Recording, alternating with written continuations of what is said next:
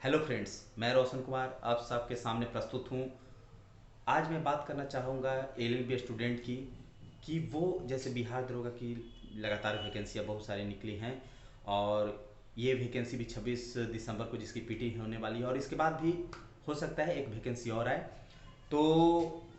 या जब आयोग बन गया है तो कुछ अंतराल पर ये आते ही रहेगा, क्योंकि इसका अलग आयोग हो गया है तो कोई भी एग्ज़ाम लाना या उसका परीक्षा लेना पहले की तरह दिक्कत नहीं रह गया है।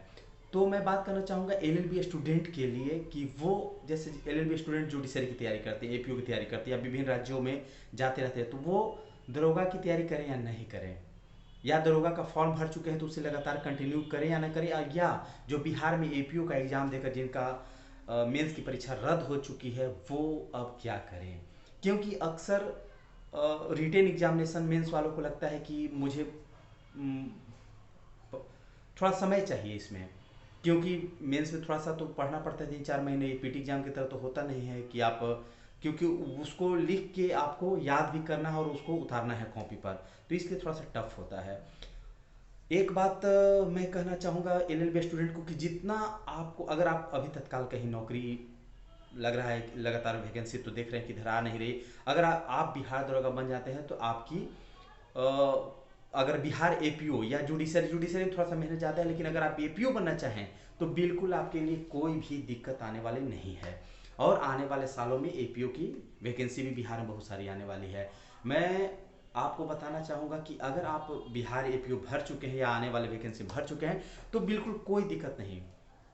क्योंकि जब आप बिहार दरोगा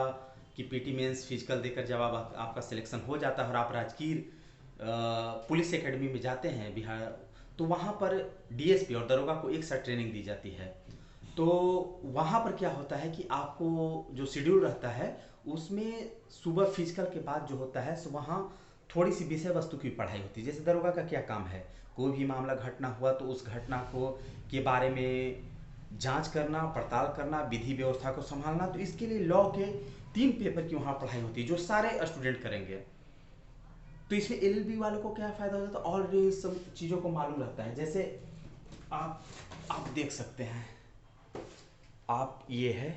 सहायक अभियोजन परीक्षा, तो आप देख सकते हैं दंड प्रक्रिया संहिता, भारतीय साक्ष्य अधिनियम, भारतीय दंड संहिता और माइनर एक्ट। तो क्या होता है कि इन सब चीज़ों का, इन्हीं सब चीज़ों का क्लास चलता है। और माइनर एक्ट में क्या चलेगा आपको, जैसे पुलिस है तो उसे आर्म्स एक्ट, दहेज प्रतिषेध अधिनियम, पॉक्सो अधिनियम, तो इन सब चीज़ों को आपका क्लास होता है। तो आप ऑलरेडी जब एपीयू का आप मेंस देते हैं या पीटी देंगे तो ये सब चीज़ें अगर आप वहाँ जाते हैं तो आपका क्लास चलता है, तो आपका कोई तैयारी नहीं छूटता है। और क्या होता है कि बिहार दरोगा में अगर आप थोड़ा बहुत सर्विस किए हुए हैं 1-2 साल तो आपको मालूम भी चल जाता है इन्वेस्टिगेशन कैसे करना है। बिहार दरोगा दरोगा जो होते हैं वो इन्वेस्टिगेशन करते हैं, तथ्यों को मालूम करते हैं कि सच्चाई क्या है, और वो उसे कागज जब इन्वेस्टिगेशन पूरा कर लेते हैं तो उसे प्रस्तुत करते हैं। प्रस्तुत करने का काम कौन करते हैं, सहायक अभियोजक। अभियोजन जो होते हैं वो सर वहाँ पर कचहरी में जो होते हैं वहाँ अधिवक्ता होते हैं पुलिस के, सरकार की तरफ से, वो मामले को प्रस्तुत करते हैं कचहरी में। और हमारे जो दरोगा मित्र होंगे वो तथ्यों को वहाँ पर ले आएंगे। अपराध जहाँ हुआ, जैसे अपराध की घटना में हुई जो बंदूक है, तलवार है, घटना के क्या साक्ष्य हैं, घटना में क्या सच्चाई है, सारी घटनाओं को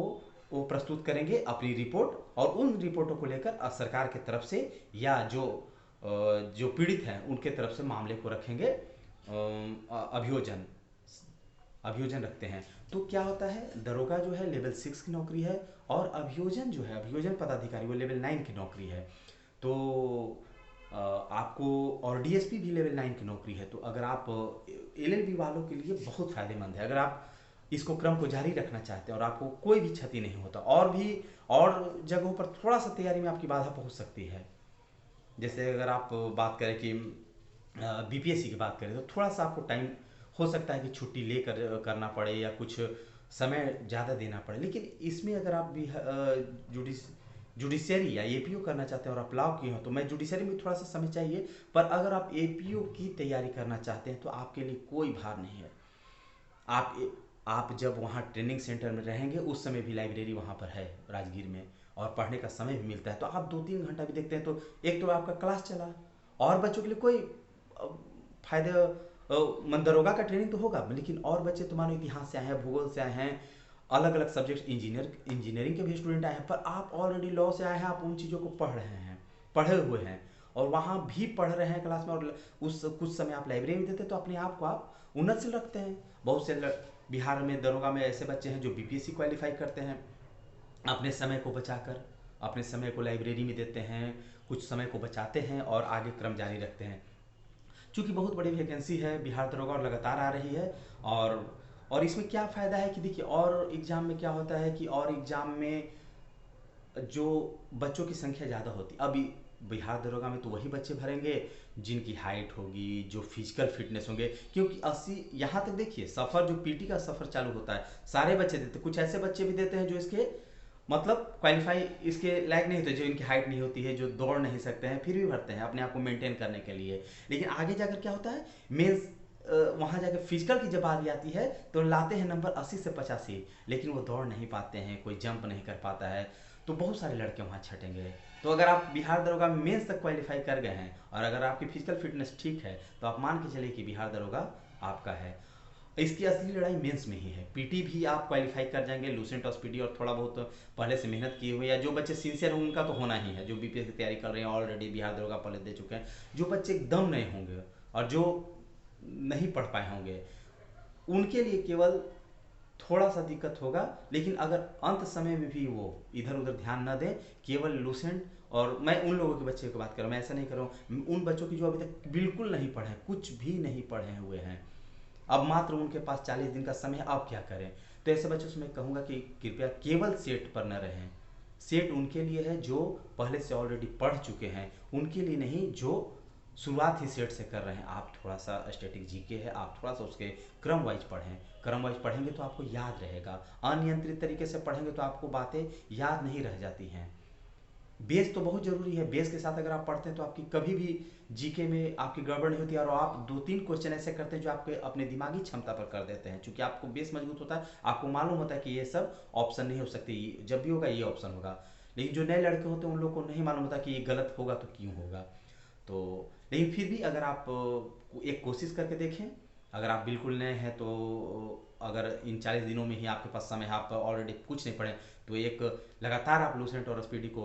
प्रयोग करते रहें 25-26 तक, और उसके बाद दें, और हो सकता है कि आपका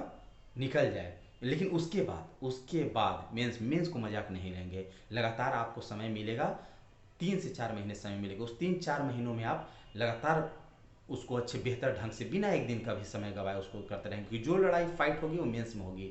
और मैं आपको बता दूं, अभी बीपीएससी के लड़के भी भरेंगे, एसएससी के भी लड़के भरेंगे, सारे लड़के भरेंगे, पर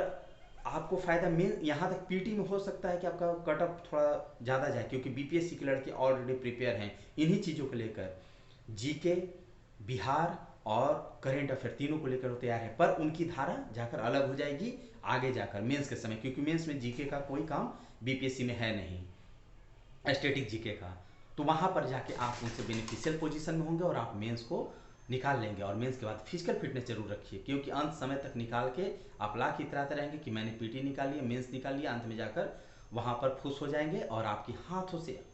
लेवल 6 की नौकरी चली जाएगी। आप अगर निकल जाते हैं तो 6 महीने बाद आपकी जेब में ट्रेनिंग के समय से ही 42,000 रुपये आपकी जेब में आ जाएंगे, और आप जहाँ छोटे छोटे अपने इच्छाओं को पूर्ति नहीं कर पा रहे हैं, आप सारी इच्छाओं को पूर्ति कर पाएंगे। तो खैर, मैं विषय वस्तु से भटक गया। मैं चूंकि एलएलबी के बच्चों पर बात कर रहा था, तो एलएलबी के बच्चे बिल्कुल बिल्कुल तैयारी को जारी रखें, क्योंकि एपीओ की परीक्षा में अभी मेंस की कोई भी सुगबुगाहट नहीं है, कब होगा तब तक आप क्रम को जारी रखें। और अगर आप ट्रेनिंग सेंटर में भी चले जाते हैं तो आपको कोई हानि नहीं होगी, क्योंकि वहाँ इन्हीं सब बातों को पढ़ना है, और आप वहाँ से फिर एपीओ की क्रम जारी रख सकते हैं। दोनों गृह मंत्रालय की नौकरी है, एपीओ और बिहार दरोगा। तो एलएलबी स्टूडेंट के लिए एक सुनहरा मौका तो खैर एपीओ है, लेकिन इसको जारी रखें और इसके साथ भी उस एपीओ को ले सकते हैं, कोई क्षति नहीं होगी। इन्हीं सब बातों के साथ मैं आप सबों से अलविदा लेता हूँ। धन्यवाद।